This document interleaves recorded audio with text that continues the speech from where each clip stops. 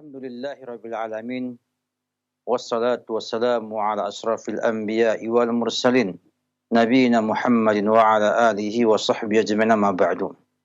Kaum muslimin pemirsa Raja TV dan juga pendengar Radio Raja di mana pun berada, alhamdulillah kita bersyukur kepada Allah Subhanahu wa taala dan memohon kepada Allah Subhanahu wa taala taufik untuk terus belajar, untuk terus tafaqquh fiddin dan menjadi hamba Allah yang mukmin, yang bisa mewujudkan syiar Islam sebagai agama yang rahmatan lil alamin.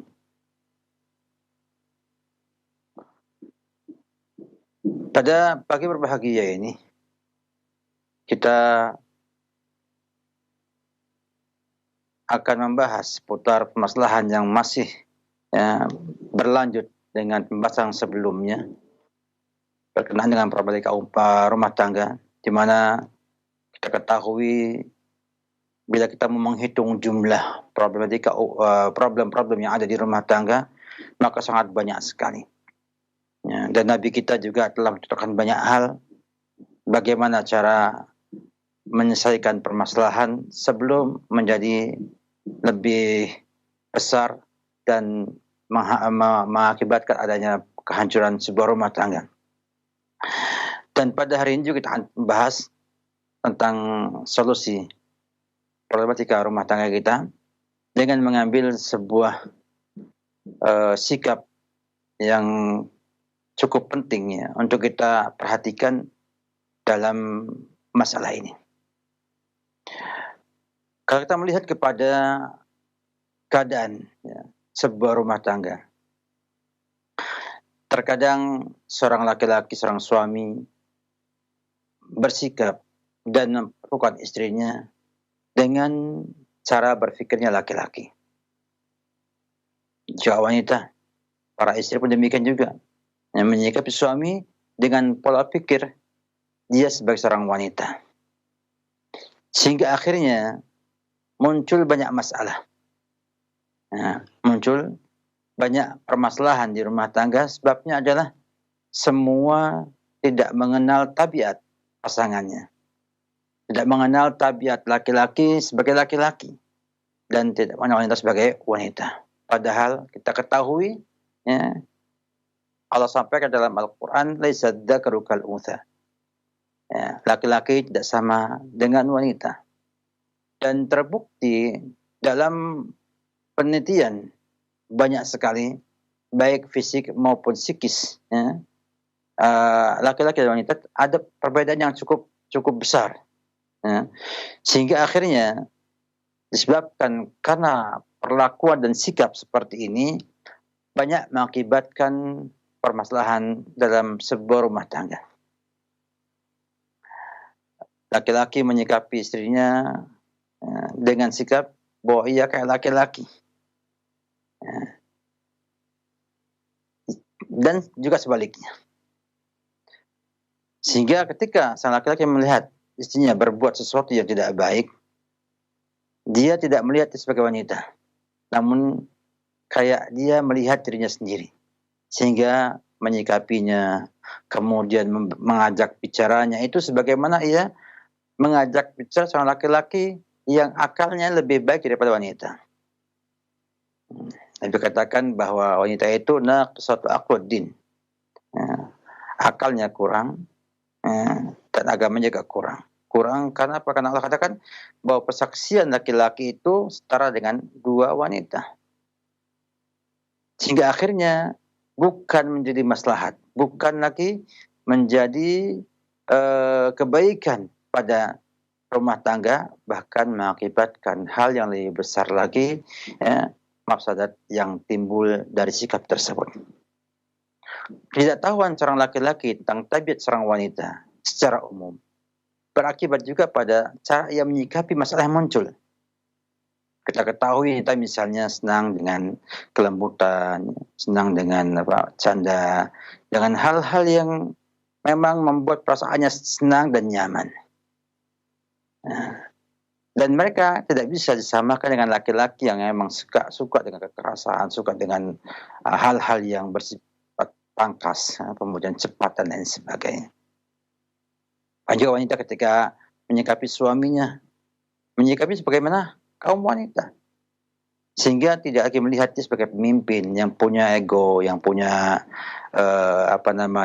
cara berpikir yang berbeda dengan dia. Sehingga akhirnya bukan menasihati, malah dipahami sebagai bentuk pelecehan, penghinaan, perendahan kepada sang suami.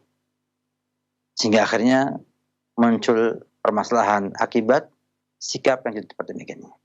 Oleh karena itu, seperti hal ini Nabi kita Muhammad SAW menyampaikan sebuah hadis sebagai petunjuk kepada kaum laki-laki dalam mengenal tabiat wanita. Dalam hadis yang diriwayatkan Imam Tirmidzi dan disahihkan oleh Syekh Al-Albani rahimahullahu taala dari hadisnya Abu Hurairah radhiyallahu anhu, bahwa beliau sallallahu alaihi wasallam bersabda,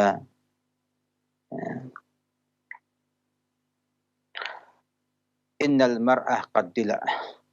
Sungguhnya itu kayak rusuk yang tulang rusuk yang bengkok. In dhahabta tuqimuha kasran. Ya. Kalau kita mau meluruskannya, maka akan muncul tuksar, kasran, hancur berantakan. Wa in taraktaha, kalau kamu tinggalkan dia begitu saja, istamta'ta ala aujin, kamu akan menikmatinya dengan kebekokan yang dimilikinya. Artinya di sini bahwa wanita itu Nabi ibaratkan dengan tulang rusuk yang bengkok, atau innaha khuliqat min dil, dalam riwayat yang lainnya diciptakan dari tulang yang bengkok. Kalau kamu wahai laki-laki meluruskannya dengan gaya kamu, dengan pikiran yang dimiliki oleh sang laki-laki, maka akan mematahkan tulang tersebut. Dan kalau kamu biarkan saja, maka kamu akan terus melihat dia bengkok terus. Imam Syaukani menyampaikan sebuah penjelasan tentang hadis ini. Kata beliau, hadis ini berisi petunjuk untuk berlemah lembut dengan wanita dan bersabar atas akhlak-akhlaknya yang tidak tepat, yang tidak lurus. Ma la yastaqimu min akhlaqihinna. Tidak ada petunjuk kepada kita semua kaum laki-laki untuk menyikapi dengan lemah lembut dan bersabar atas semua sikap tingkah pola yang dimiliki oleh kaum wanita, ya, istri kita atau putri kita, ya, yang tidak tepat atau dikatakan akhlak yang tidak mulia. Wat tanbih, juga ada peringatan. Ya.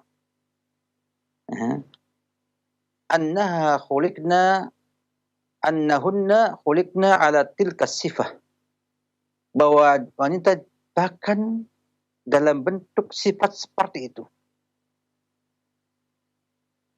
Allati la yufidu ma'aha ta'dibu wa la yanja'u indaha an-nush. Yang kadang tidak berfaedah, ya, hukuman, dan juga tidak membuat dia kapok dinasihati. Falam yabqa illa sabr wal muhasanah. Tidak sisa kecuali kesabaran, berbuat baik dengan dia, wa tarkut ta'dib, tidak menghukumnya, wala ta'nib, enggak juga mencelanya, juga tidak mukhasanah, artinya tidak bersikap buruk atau keras kepadanya. Menunjukkan bahwa Nabi kita Muhammad SAW membuat isyarat, wahai kaum laki-laki, lihatlah tabiat sang wanita. Ya. Yang bila kita kaum laki-laki mengerti itu semua, maka dia bisa bersikap benar dalam menyikapi semua masalah yang muncul dari istri.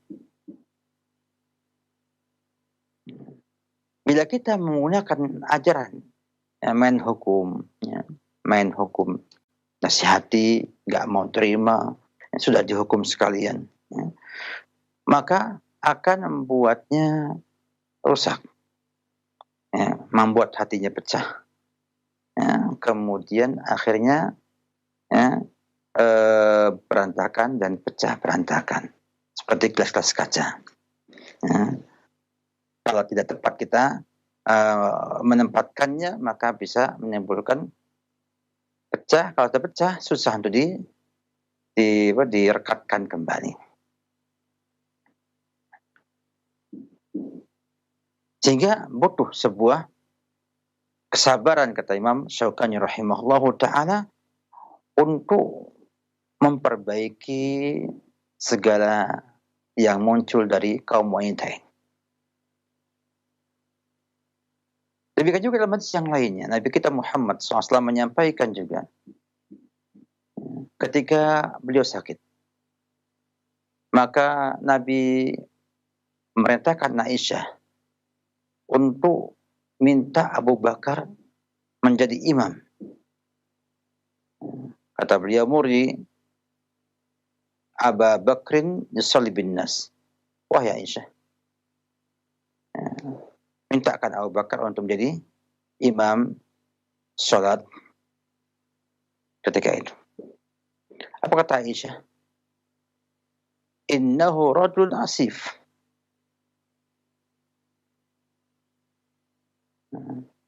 Dia ini laki-laki yang lemah, ya Rasul. Artinya Aisyah radhiyallahu taala anha tidak menghendaki Abu Bakar menggantikan posisi Nabi imami jamaah salat itu. Nabi ulangi lagi. Dan Aisyah mengatakan demikian. Dia adalah orang yang lemah, tidak kuat membaca Quran sehingga bisa menangis dan lain sebagainya. Maka Nabi kita Muhammad SAW ketika itu mengatakan, Inna kunna sawabiha sahiba Yusuf. Ya, muru Aba Bakrin. Inna kunna sahiba Yusuf. Sahibu Yusuf. Kalian ini seperti para wanita teman-teman Yusuf. Nabi kita Muhammad katakan pada kita untuk apa? Untuk melihat bagaimana Nabi mengatakan dengan bahasa cukup indah, tidak langsung kepada Aisyah, namun pada kaum wanita secara umum. Ya, inna kunna sahiba Yusuf. Sahib Yusuf. Kita tahu bagaimana kisah, ya, para wanita yang akhirnya memotong tangannya dengan pisau, ya, ketika melihat Yusuf alaihissalam. Kisah di mana dulu Imratul Aziz, ya, Imratu istrinya Al-Aziz, ya, yang mencintai Nabi Yusuf sampai akhirnya, ya, mengajak Yusuf untuk berbuat tidak baik dan Yusuf menolaknya. Kemudian timbul isu di luaran, ya, wanita mencela dia, maka akhirnya dia undang untuk sebuah pesta di rumahnya.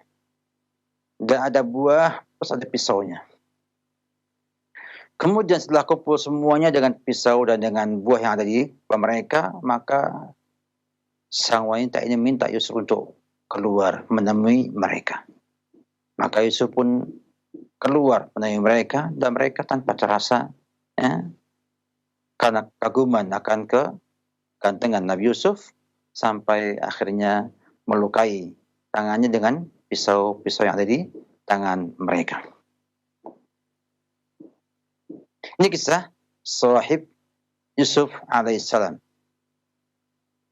Ibnu Hajar al-Asqalani dalam Fathul Bari menyampaikan hal ini.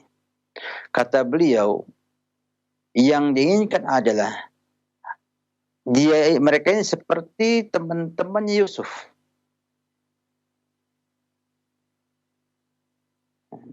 Apa sisi kesamaannya antara sikap Aisyah dengan sikapnya wanita-wanita di zaman Nabi Yusuf alaihissalam tersebut?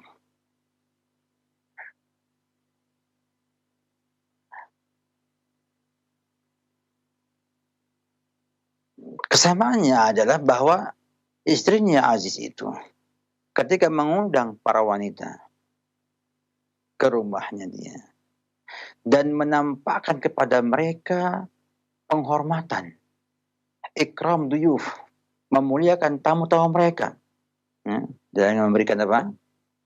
Makanan, buah-buahan dengan pisau yang ada. Padahal dia punya tujuan lain, ya, punya tujuan yang lain, yaitu agar mereka kaum wanita ini melihat, ya, ketampanan Nabi Yusuf alaihissalam, dan mereka akan memaafkan, ya, atau bahasa kita adalah melihat sebuah kewajaran dengan sikapnya istrinya Aziz tersebut ketika mengajak Nabi Yusuf berbuat yang tidak baik tersebut. Demikian juga Aisyah radhiyallahu anha, ya, menampakkan bahwa sebabnya ia nggak mau, ya, bapaknya mengimami orang-orang yang ada di masjid waktu itu, ya, dengan apa? Dengan alasan bahwa ia nggak kuat untuk memperdengarkan makmum suara nangisnya Abu Bakar As-Siddiq, ya, yang kalau membaca Quran mudah menangis. Padahal maksudnya enggak itu, lebih daripada itu maksudnya. Ya, dia tidak ingin, ya, Abu Bakar menggantikan posisi Nabi kita Muhammad SAW mengimami manusia.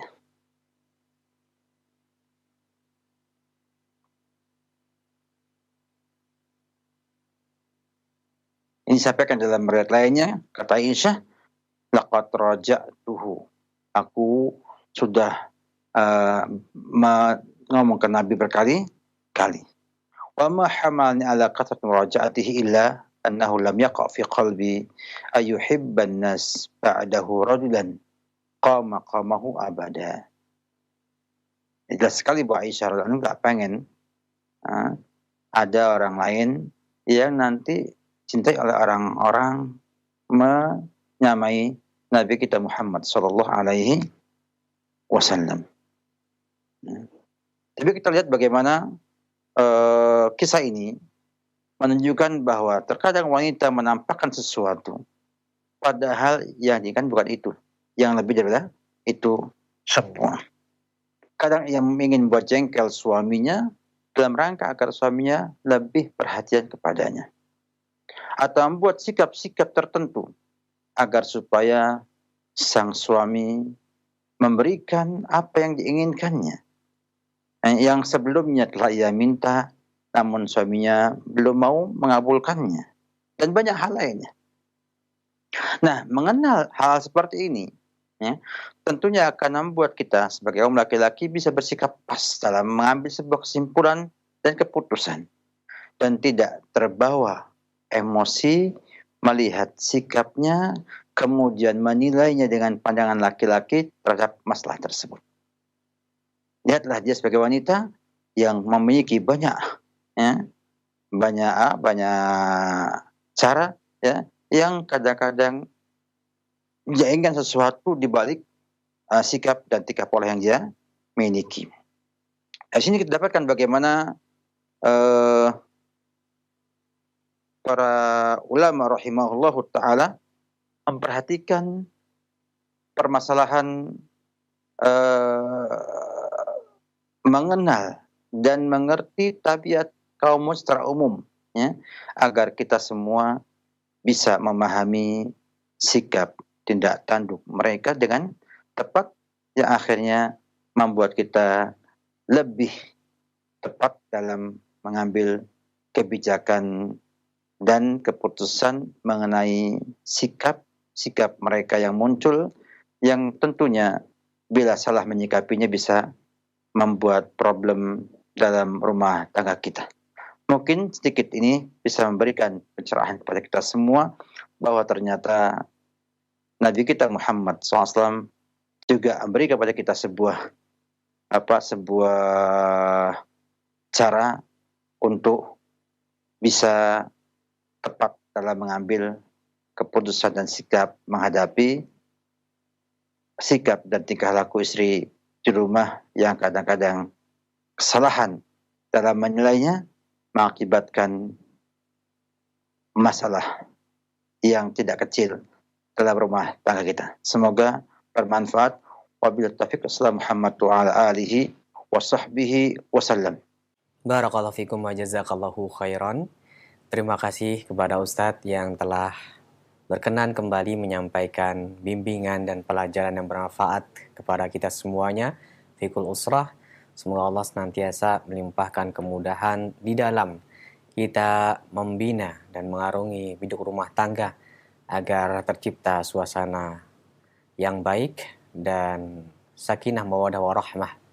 Ikhwatul Islam, bagi Anda yang bertanya seputar pembahasan ini, silahkan kami tunggu di line telepon. Halo.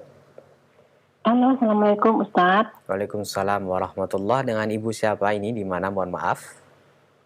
Ibu Halimah di Aceh. Silahkan Ibu.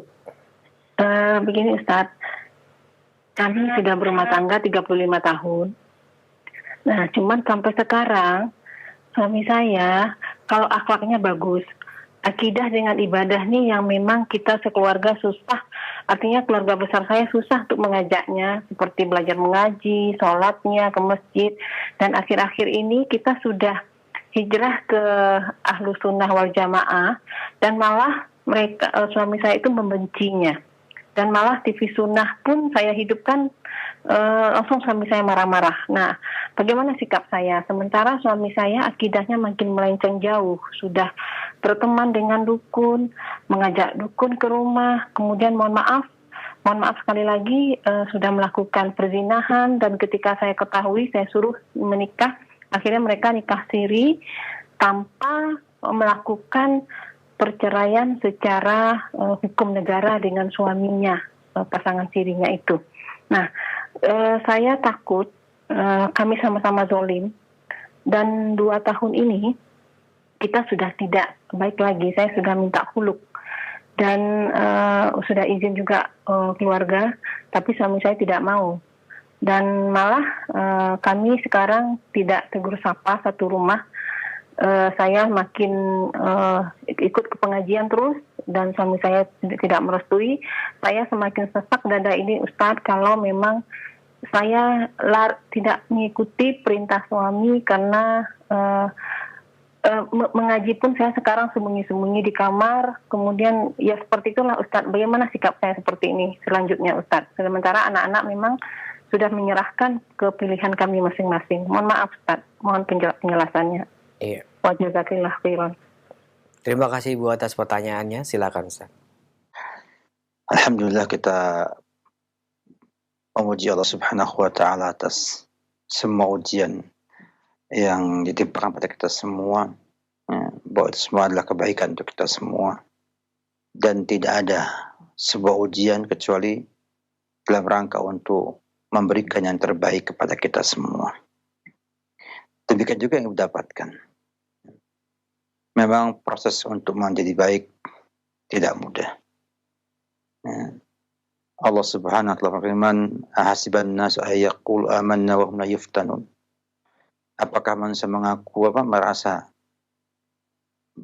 cukup dengan mengatakan aman billah tanpa diuji Allah Subhanahu wa taala? Demikianlah seorang muslim atau muslimah hendaknya berpikir pertama kali itu kepada hal ini, mengatakan ini ujian dari Allah Subhanahu wa taala. Musibah mendapatkan suami yang tidak mengetahui atau tidak mau tahu dengan istrinya, bahkan suudzon, bahkan suudzon, dan lebih percaya dengan omongan orang lain daripada omongan atau sikap sang istri tersebut. Sehingga dengan demikian akan muncul kesabaran yang Nabi katakan dalam sebuah hadis, innamas sabru inda sadmatil ula, bahwa sabar itu waktu pertama kejadian musibah tersebut. Kemudian mereka yang ibu miliki secara pribadi, kita mendoakan Allah Subhanahu wa taala agar diberikan yang terbaik buat ibu sekeluarga.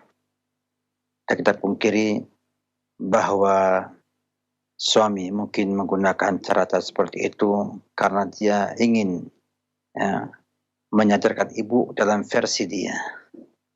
Sehingga kedatangan dia dengan agama akhirnya membawa orang-orang yang tidak patut dipercayai dan tidak patut juga diajak membuat ia berbuat seperti itu.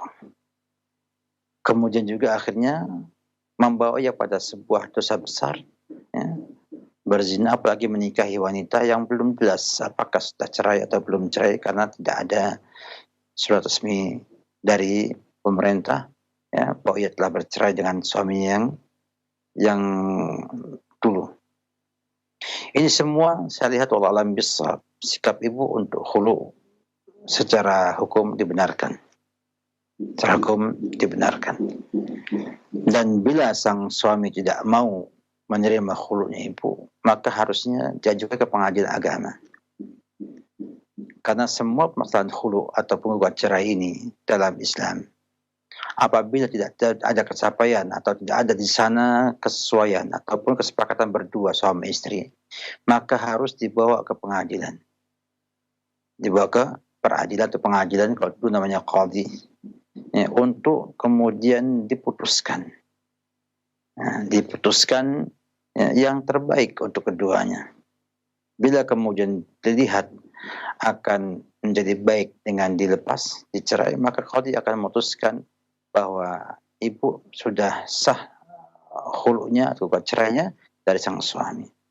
Dan nanti akan setelah itu selesai, ibu bukan lagi menjadi istri dari suami itu. Ini untuk supaya apa? Supaya tidak membuat ibu selalu melanggar dan tidak taat pada suami. Selama ini sudah banyak ya yang disampaikan melanggar dan susah taat sama suami. Karena demikian keadaan suami yang ibu lihat dengan segala kekurangan yang dimilikinya. Maka apalagi anak-anak sudah sepakat menyerahkan pada ibu, maka tidak ada lagi cara lain kecuali ibu kembali ke pengadilan untuk minta diputuskan perceraian tersebut. Dan nanti akan ada surat resmi dari pengadilan yang akan memisahkan ibu dari sang suami, sehingga setelah itu ibu bersikap sebagaimana sikap orang yang bukan lagi mahram dengan suami ibu. Wallahu a'lam bishawab. Jazakallahu khairan Ustaz. Terima kasih atas jawaban dan nasihat yang bermanfaat yang telah disampaikan. Semoga bermanfaat untuk yang bertanya khususnya, serta kita semuanya yang menyimak pada kesempatan kali ini.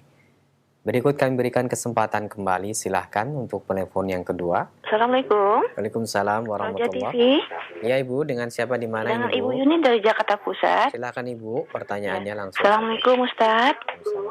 Saya mau tanya, saya ini menikah dengan lelaki bangsa luar, kemudian udah 6 tahun, tidak ada kabar berita.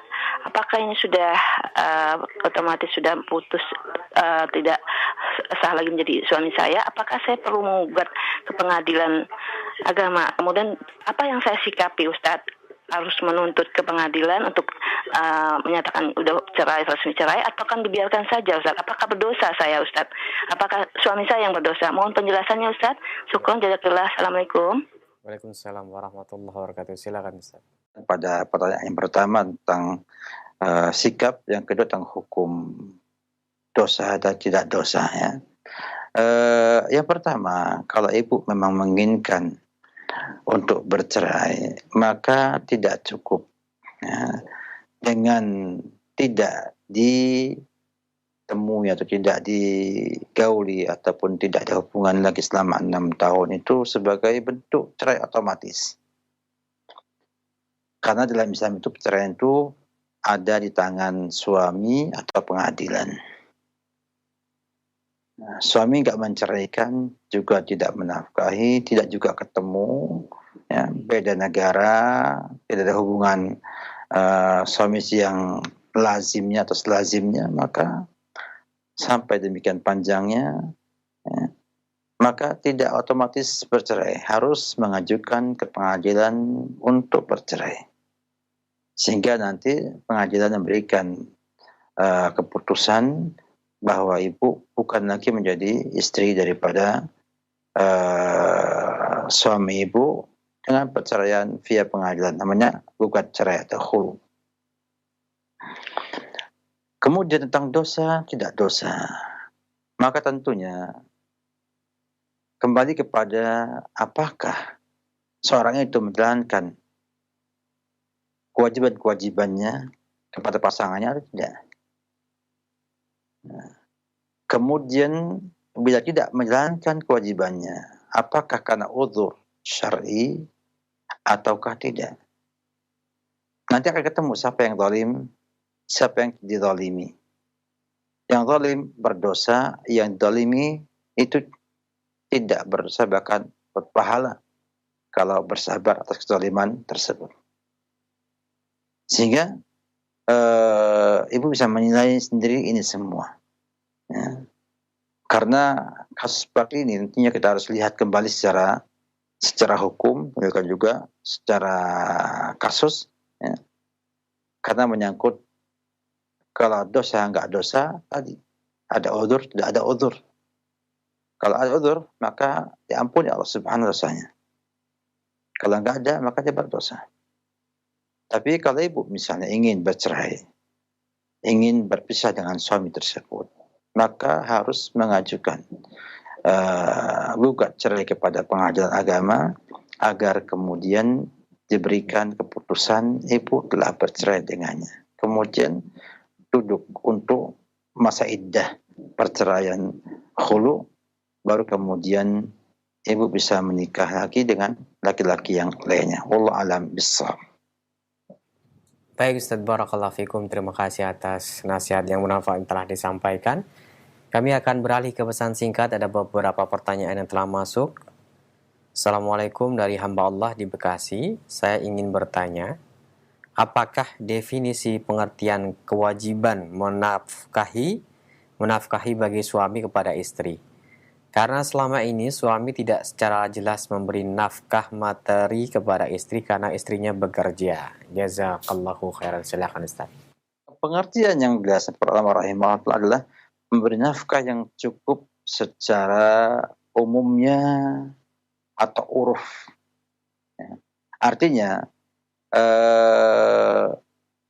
kalau kita lihat kepada definisi memberi nafkah ini, ya, adalah memberi kecukupan hidup untuk sang istri, minimal asas atau yang primer, ya, dan sekunder. Artinya pangan, sandang, ya, yang membuat ia bisa hidup normal sebagai manusia. Nah, ini juga terkait kepada ukurannya, kepada uruf, kepada adat sekitarnya. Ada orang yang subhanallah, orang kota itu lebih banyak kebutuhan daripada orang desa. Nah, karena orang kota lain dengan orang desa. Demikian juga yang lainnya. Nah, sampai terakhir para ulama mengatakan bahwa biaya pengobatan pun termasuk kewajiban nafkah.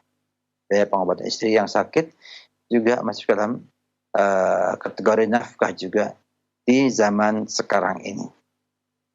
Oleh karena itu, suami harus memberikan hal itu. Namun masalah adalah ketika sang istri juga punya penghasilan dari bekerja. Maka lihat kembali kepada permasalahan yang kita sampaikan terdahulu tentang bagaimana hukum wanita bekerja di luar rumah untuk membantu suaminya. Maka dilihat apabila dia menikah itu sudah bekerja, suaminya mengiyakan, tidak melarangnya, maka itu hartanya sang wanita. Sang suami untuk menafkahi dia. Tapi kalau sang suami kemudian mensyaratkan bahwa itu untuk membantu suami atau sudah menjadi sebuah kebiasaan ataupun sebuah perjanjian tidak tertulis bahwa kalau wanita itu sedang bekerja, maka yang bantu nafkah di rumah, maka hendaknya sang wanita menyadari itu, hingga ia boleh keluarkan sebagian hartanya untuk membantu nafkah di rumah tersebut. Dan suami pun tetap menafkahi sesuai kemampuan yang dimilikinya. Oleh karena itu, para ulama mengatakan bahwa nafkah itu di samping melihat kepada adat kebiasaan yang ada, juga kembali kepada kemampuan sang suami. Yunfik dzu sa'atin min sa'atih wa man qadira 'alaihi rizquhu falyunfik mimma atahu Allah. Ini Allah sampaikan dalam ayat ini, bahwa hendaklah berinfak orang yang dengan keluasannya, orang yang luas rezekinya. Dan yang Allah sempitkan rezekinya, maka infaklah dengan yang Allah berikan kepadanya. Menunjukkan bahwa kemampuan suami menjadi juga ukuran untuk nafkah atau kewajiban nafkah tersebut.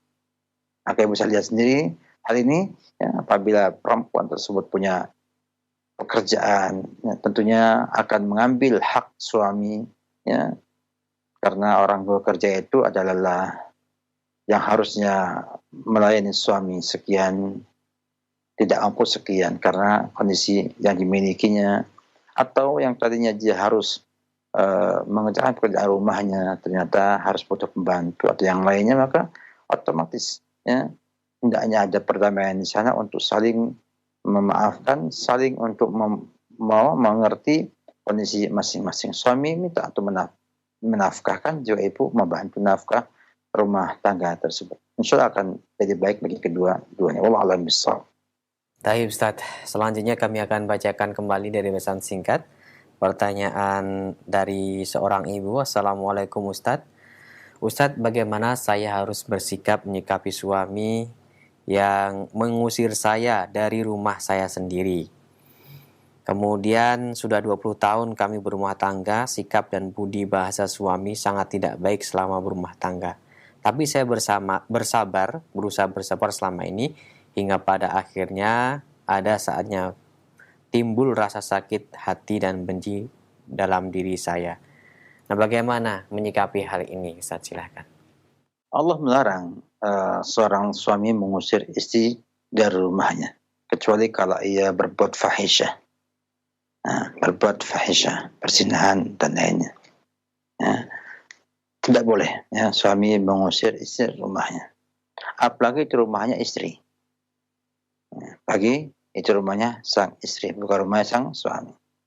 Artinya dalam Islam itu suami tidak boleh mengusir istri yang tidak punya kesalahan besar, yang tidak ada di sana tuntutan syariat untuk mengusirnya, lalu mengusirnya. Itu rumahnya sendiri. Tapi kalau rumah istrinya, apalagi demikian, maka hendaknya ini dipahami bersama bahwa tidak benar sikap seperti itu. Kemudian ibu, dengan sabarnya ibu, mudah-mudahan Allah Subhanahu wa taala berikan pahala yang besar atas kesabaran ibu dalam hal ini. Namun tidak cukup hanya sabar, harus ada perbaikan-perbaikan bila ingin rumah tangganya itu menjadi rumah tangga yang sakinah, mawaddah dan rahmah. Artinya muncul di sana rumah tangga yang dikatakan oleh para ulama, baiti jannati, rumahku adalah surgaku.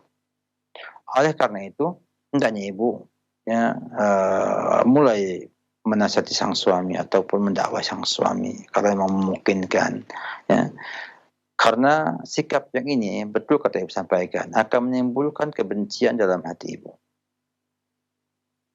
Karena merasa tertolimi, tapi nggak mau berbuat. Tidak mampu juga membalas, nggak mampu juga berbuat apa-apa. Sehingga akhirnya muncul kebencian di hati ibu. Maka sebaiknya, kalau tidak mampu menyampaikan langsung kepada sang suami, cari orang ketiga dari pihak keluarga yang nanti mampu menasihati sang suami, dan nanti mampu memberikan pada suami itu sebuah tekanan agar ia memperbaiki keadaannya. Atau orang ketiga yang ibu percayai tidak akan merusak rumah tangga ibu, orang yang ibu percaya betul mampu untuk memberikan solusi kepada problem ibu, itu juga tidak masalah. Ya, tidak masalah. Yang penting adalah bagaimana ibu punya solusi untuk menasihati suami, untuk merubah suami jadi baik, atau ibu punya solusi yang terakhir, berpisah dengan suami juga dengan baik-baik. Karena tidak mungkin sebuah rumah tangga dipertahankan dalam kondisi satu pasangan itu membenci pasangan yang lainnya. Tidak boleh ada itu terjadi. Karena rumah tangga harus bangun di atas cinta. Di atas cinta, saling membutuhkan, dan kasih sayang. Bila tiga ini tidak ada ketenangan di sana, tidak ada rasa cinta di sana, tidak ada rasa kasih sayang di sana, maka hilanglah roh dalam rumah tangga tersebut. Artinya rumah tangga yang mati sebelum mati. Nah, maka hindari itu semua, perbaiki, jangan sampai rusak rumah tangga, merusak juga ibadah kita, merusak juga akhlak kita, bahkan waliyadzubillah malah rumah tangga berantakan, kemudian mendapatkan di akhirat nanti balasan yang tidak kita harapkan. Wallahu alam bishawab. Syukran Ustaz, barakallahu fikum. Dan berikutnya kami bacakan kembali pertanyaan dari pesan singkat dari seorang ibu yang bertanya, Assalamualaikum Ustaz, saya mau bertanya, status saya adalah seorang janda, tapi saya menikah kembali dengan laki-laki yang sudah mempunyai istri. Dalam pernikahan tersebut, saya tidak pakai wali dari keluarga dekat saya. Bagaimana hukumnya Ustaz? Silakan. Pernikahan wali dalam pernikahan sampaikan oleh jumhur ulama adalah syarat. Syarat adalah izin wali. Ya. Dan pernikahan tanpa wali sampaikan para ulama adalah pernikahan tidak sah karena tidak memenuhi syarat-syarat dalam pernikahan. Sehingga dengan demikian dapatkan para ulama yang menyatakan hal ini, mengambil daripada hadis Nabi SAW, la nikah illa biwali wa syahideh adlin. Ya. Tidak ada pernikahan tanpa wali dan dua saksi. Oleh karena itu, hindari. Ini terjadi, tidak terjadi maka ulang. Ya, minta wali untuk menikahkan kembali dari wali kita, bapak kita, anak kita, saudara kita yang adalah kerabat dekat kita untuk menikahkan. Walaupun mungkin tidak menggunakan resmi negara. Ya. Minimal harus memenuhi syarat itu semua. Dan baik dengan negara. Karena poligami yang tidak menggunakan surat negara banyak terjadi tidak sesuai harapan. Banyak terjadi tidak sesuai harapan. Kenapa? Karena ada tekanan dari pihak pertama yang resmi dan akhirnya ada ngalah dari pihak kedua yang enggak resmi. Dan bila ada apa-apa, biasanya dikalahkan yang enggak resmi ketimbang yang resmi. Apalagi bila ia kemudian pegawai negeri atau yang lainnya. Maka sebaiknya usahakan ada surat dari negara atau dari lembaga yang nanti bisa ada kekuatan hukumnya. Sehingga bila terjadi hal-hal yang tidak diinginkan, itu bisa menjadi sarana untuk hulu, ya, ke pengadilan atau yang lainnya. Ya, wallahu alam bishawab. Barakallahu fikum wa jazakallahu khairan. Terima kasih atas jawaban yang telah disampaikan untuk penanya dari pesan singkat. Kami beralih kembali ke telepon. Silahkan untuk Anda yang ingin bertanya langsung, berkonsultasi seputar keluarga, bisa menghubungi nomor kami. Halo. Halo, Assalamualaikum Ustaz. Waalaikumsalam warahmatullahi wabarakatuh. Dengan siapa Ibu, di mana? Dengan Ibu Indah di Medan. Silahkan pertanyaannya. Ustaz, gimana ya menghadapi suami yang selalu kasar ngomongnya. Kadang kami sering berantem. Seringkali kami tidak ada cocok Ustaz. Seringkali kayak mana ya, kami sering berantem. Jadi itu dia selalu ngomong kasar. Udah, aku pulangkan lagi kamu rumahmu, katanya kayak gitu Ustaz. Yang penjelasannya Ustaz, saya tidak bisa mencintai suami saya Ustaz. Baik, terima kasih atas pertanyaannya. Silakan Ustaz. Selalu bertengkar kan Ustaz. Iya, terima kasih Ibu. Silakan Ustaz. Permasalahan ini ya kembali kepada dua belah pihak ya. Karena bila tidak ada perbaikan dari dua belah pihak, ini tidak akan bisa menjadi baik bagi kedua-duanya. Apalagi bila sampai pada tahapan tidak adanya cinta di antara pasangan suami istri. Ini banyak efek buruknya. Ya, bahkan saya katakan, apalah artinya ya, berkumpul di sebuah rumah bila kemudian tanpa ada di sana rasa nyaman, rasa tentram, rasa cinta, dan kasih sayang. Ya. Maka juga ada di sana hal-hal yang bahkan berefek buruk pada akhirat kita juga. Di mana pasangan suami istri tidak lagi mampu untuk menunaikan kewajiban masing-masing. Tidak pernah lihat hak-hak masing-masing. Dan bahkan juga mungkin saja pada tahapan lebih besar lagi. Ya. Mendolimi pasangannya. Ya. Sampai tadi ya berantem ataupun bertengkar setiap terlalu banyak bertengkar. Ya, pada asalnya bila muncul seperti ini, bila memungkinkan, ya, itu mencari hakim, mencari wakil dari keluarga putri, dari istri dan juga keluarga sang suami untuk kumpul menyelesaikan masalah tersebut. Yang kata fab'athu hakam min ahlihi wa hakam min ahliha in arada islaha yuwaffiqillahu bainahuma. Ya, kalau muncul pertengkaran yang tidak mungkin diselesaikan, ya, maka mengutus atau minta mengangkat satu hakim, satu orang mewakili keluarga sang putri, sang istri, dan juga satu mewakili sang suami, keluarga sang suami. Dikumpulkan mereka berdua untuk menilai apakah rumah tangga ini dipertahankan atau tidak dipertahankan. Tidak dipertahankan, apa solusinya? Bagaimana agar keduanya bisa hidup bahagia di rumah tangga tersebut? Dan bila tidak memungkinkan, maka diputuskan untuk bercerai saja kedua belah pihak. Maka kalau ini mungkin terjadi di kita, itu lebih bagus.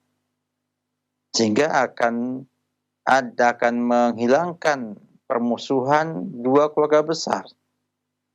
Artinya ketika menikah dengan rembukan dua keluarga besar, sang laki-laki melamar dengan membawa keluarganya, sang istri pun menerima dengan persetujuan keluarganya. Ketika berpisah karena pertengkaran yang tidak bisa didamaikan, ya, maka pisahnya pun dengan musyawarah dua keluarga besar. Ini keindahannya Islam. Nah, keindahannya Islam. Sehingga akhirnya akan muncul kebaikan di sana. Kalau dia mengatakan bahwa bagus kita cerai, maka cerai dua-duanya.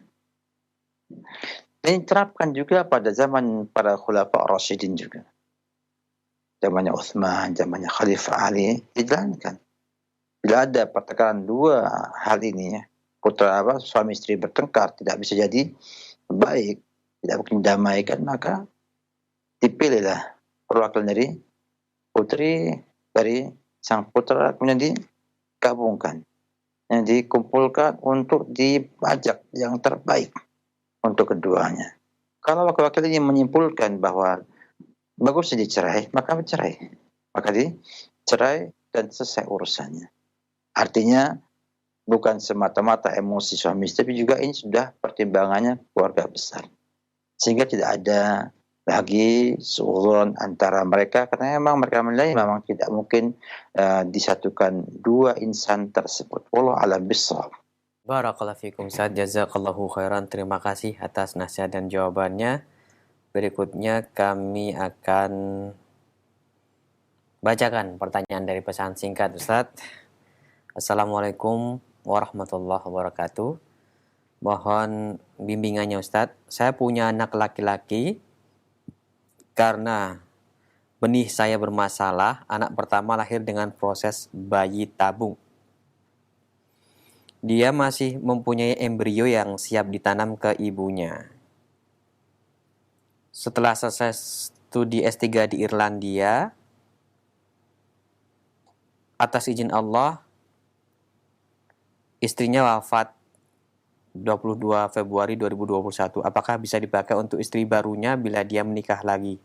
Terima kasih. Karena sang laki-laki tersebut lemah dalam benihnya, jadi tidak bisa dibuai, harus dibuai dengan bayi tabung, Ustaz. Mohon penjelasannya. Tentang bayi tabung, Allah menyampaikan bahwa itu dibolehkan apabila sperma laki-lakinya adalah suaminya dan telurnya adalah dari istrinya. Ya, jadi bukan dari orang lain. Dalam kondisi tentunya tadi untuk sebuah maslahat yang besar, karena memang kondisi suami seperti tadi. Ini dibolehkan oleh Rabitul Alam Islami dalam muktamarnya mereka di Mekah. Tentang hal ini, apabila memang kondisi seperti itu, di mana embrio suami yang masih dipertahankan atau dipertahankan dalam tabung yang khususnya oleh ahlinya, kemudian menggunakan untuk bayi tabung istri yang barunya, maka tidak mengapa. Tidak mengapa. Selama sel telurnya adalah sel telur istri yang barunya ini. Bukan benihnya dari wanita yang lainnya. Maka dibolehkan. Insyaallah ta'ala. Tapi kalau sudah terjadi pembuahan pada wanita lain, pada istri yang pertama dipindahkan pada istri yang kedua, maka itu tidak dibolehkan. Wallahu a'lam bishawab. Jazakallahu khairan. Berikutnya kami bacakan kembali pertanyaan yang telah masuk. Assalamualaikum Ustadz. Mau bertanya, saya telah mengkitbah seorang perempuan untuk dipoligami Ustadz dengan izin istri pertama dan diterima, akan tetapi mungkin saya terlalu tergesa-gesa saat proses perkenalan keluarga. Istri menangis di depan calon saya yang menyebabkan calon istri kedua saya mundur ketika melihat hal tersebut. Tetapi setelah 2 minggu berlalu, sang calon mulai memahami bahwa walaupun istri pertama menangis, dia tetap memperbolehkan saya untuk menikah lagi. Nah, pertanyaannya, apakah harus mengkitbah ulang dengan calon istri kedua tersebut? Ataukah bagaimana Ustaz? Silakan. Yang pertama ditolak oleh sang calon yang kedua, calon istri yang kedua ini, maka dia ulangi lagi khitbahnya. Kecuali kalau pada tahap yang pertama tidak ada penggagalan, maka tidak masalah. Tapi kalau ada penggagalan, maka ada lagi ajuan yang kedua kalinya.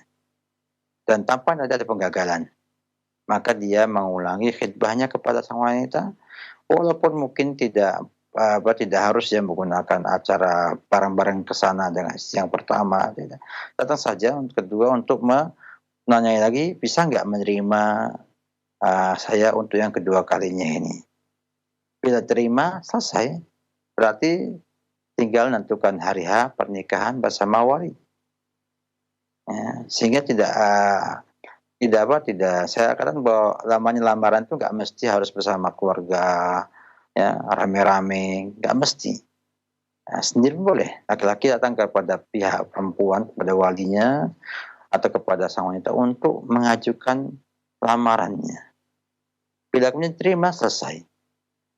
Dan bila kemudian membawa keluarga juga untuk mengetahui juga nggak masalah. Dan karena di sini sudah ada persetujuan dari sang wanita, maka ajukan saja untuk kepastian jadi untuk pernikahannya kapan, tentukan harinya, sang wali setuju, kemudian diadakan pernikahan. Wallahu a'lam bishawab. Ustadz, barakallahu fikum wa jazakallahu khairan. Terima kasih atas kesediaan Ustadz untuk menjawab beberapa pertanyaan yang telah masuk, baik via telepon maupun pesan singkat. Semoga menjadi keberkahan untuk kita semuanya, tambahan ilmu dan dimudahkan untuk mengamalkannya dalam membina rumah tangga kita. Dan nampaknya pertanyaan tadi merupakan pertanyaan penutup di pertemuan ini. Sebelum kami akhiri, mohon Ustadz memberikan ikhtitam. Fadhil Ustadz. Alhamdulillah, nggak terasa selesai juga acara kita pada hari ini. Yang jelas kita akan terus membahas tentang problematika rumah tangga ini secara berseri. Mudah-mudahan tidak membosankan, karena memang masalah rumah tangga ini besar dan banyak sekali. Dan kita coba untuk menyampaikan solusi yang bersifat teoritis di dalam kajian kita yang sebentar di awal sebagai muqaddimah tanya jawab kita, dengan sebuah asumsi mudah-mudahan memberikan faedah kepada kita bahwa sebetulnya Islam itu lengkap dan sangat lengkap dalam menyelesaikan masalah yang kita miliki. Tinggal kita mampu tidak menggunakannya untuk mencapai apa yang kita inginkan. Kelengkapan Islam ini tentunya akan tampak sebagai rahmat kepada alam semesta bila ditempatkan pada tempatnya sesuai dengan aturan yang ada dalam Islam. Oleh karena itu, saya katakan alangkah mengherankannya atau ironis sekali bila ada kaum muslimin kok menganggap Islam itu sebagai sesuatu yang jelek atau arogan atau apa. Padahal Islam tidak demikian. Islam ini benar-benar menjadi solusi bagi semua permasalahan manusia. Dan solusinya bukan hanya sekedar solusi, tapi juga solusi yang memberikan rahmat kepada mereka. Oleh karena itu kemudahan Islam, kesempurnaannya, rahmat Islam kepada alam semesta ini tentunya haruslah dijadikan sebagai tolak ukur kita dalam memberikan semangat dan motivasi untuk belajar Islam. Jangan sampai Islam itu dikotori oleh kita sendiri karena kebodohan kita. Islam itu agama yang sempurna. Lihat bagaimana Nabi kita menyampaikan banyak hal seputar menyelesaikan masalah rumah tangga dengan detail dan dengan sangat-sangat rapihnya. Tentunya permasalahan negara pun ada permasalahan yang besar yang mengalahkan rumah tangga dalam ukuran dan juga urgensinya. Tentunya Nabi kita Muhammad SAW juga memberikan hal tersebut. Dan Allah telah menetapkan Islam sebagai agama yang sempurna. Maka tentunya solusi negara kita ini, permasalahan masyarakat, negara, ada dalam Islam juga. Ya, kita bagaimana mau tidak belajar kembali Islam ini, kemudian tidak tergesa-gesa dalam menyimpulkan sesuatu yang belum benar dan belum jelas kebenarannya. Oleh karena itu, mari kita semua menampilkan sikap yang baik dalam menyikapi semua hukum-hukum Islam yang ada, karena sesungguhnya itulah solusi yang terbaik kita dalam kita memajukan negara ini, memajukan masyarakat kita ini, dan juga memajukan rumah tangga kita agar menjadi rumah tangga yang baik, yang bagus, yang menjadi batu bata pembangunan negara, menjadi negara yang baldatun, thayyibatun, wa rabbun ghafur. Demikian, syukur dan terima kasih kepada teman-teman di Raja TV, demikian juga di studio Pondok Pesantren Ukhuwah Sukoharjo, beserta para hadirin, para pemirsa, para pendengar yang aktif dan yang pasif dalam kajian ini. Semoga Allah berkahi kita semua. Wabillahi taufiq. Salam Muhammad wa ala alihi wa sahbihi wa sallam. Wabillahi taufiq.